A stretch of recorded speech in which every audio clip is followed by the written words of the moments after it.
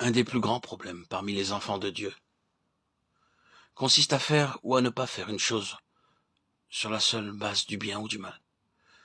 Ils font ce que leurs yeux disent être droit. Ils font ce que leur milieu culturel détermine être bien. Ils font ce que leur année d'expérience approuve comme étant bien. Pour un chrétien, chaque décision doit être basée sur la vie intérieure. Et c'est quelque chose de totalement différent. Mon profond désir, c'est que nous puissions voir qu'un chrétien ne doit pas parvenir à prendre une décision autrement que parce que lui indique la vie. Si la vie qui est en vous s'élève pour faire une chose, alors vous devez la faire.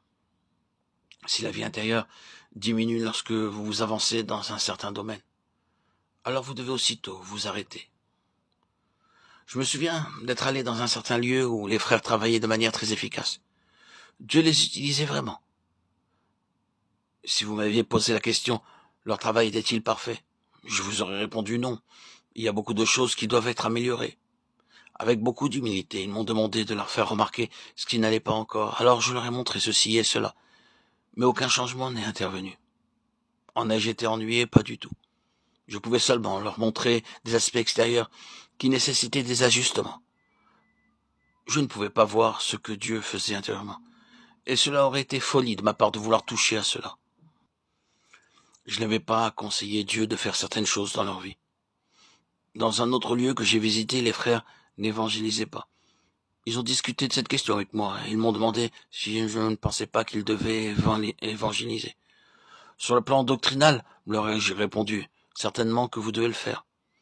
Ils ont reconnu qu'ils le pensaient aussi, mais ce qui est surprenant, c'est que Dieu ne leur donnait pas la vie pour le faire. Dans une telle situation, si nous reconnaissons le Seigneur, nous devons nous tenir dans le silence. Car nos voix sont gouvernées seulement par sa vie, non point par le bien ou le mal. Frères et sœurs, le contraste entre ces deux principes de vie est immense. Trop de personnes en sont encore à se demander, est-ce que c'est bien que je fasse ceci? Sera-ce mal de faire cela? La seule question que doit se poser le chrétien est celle-ci. La vie divine qui est en moi s'élève-t-elle ou se réduit-elle lorsque je pense à cette chose? La réaction de la vie divine en moi doit déterminer la voie que je dois suivre pour chaque détail. C'est une question d'une extrême importance. Sur la montagne de la transfiguration, Moïse était présent. Il typifiait la loi. Élie était aussi là, représentant les prophètes. Le standard légal était là et le standard prophétique était aussi là. Mais ces deux aspects du ministère oral de l'Ancien Testament ont été réduits au silence par Dieu. Celui-ci est mon fils bien-aimé, a-t-il dit. Écoutez-le.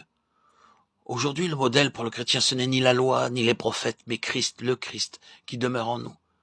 C'est pourquoi la question n'est pas « est-ce bien ou mal ?» mais la vie divine qui demeure en moi. Que dit-elle?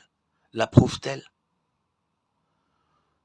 Nous remarquons souvent que lorsque nous approuvons une chose, la vie en nous la désapprouve. S'il en est ainsi, nous ne devons pas faire ce que nous pensions être une bonne chose.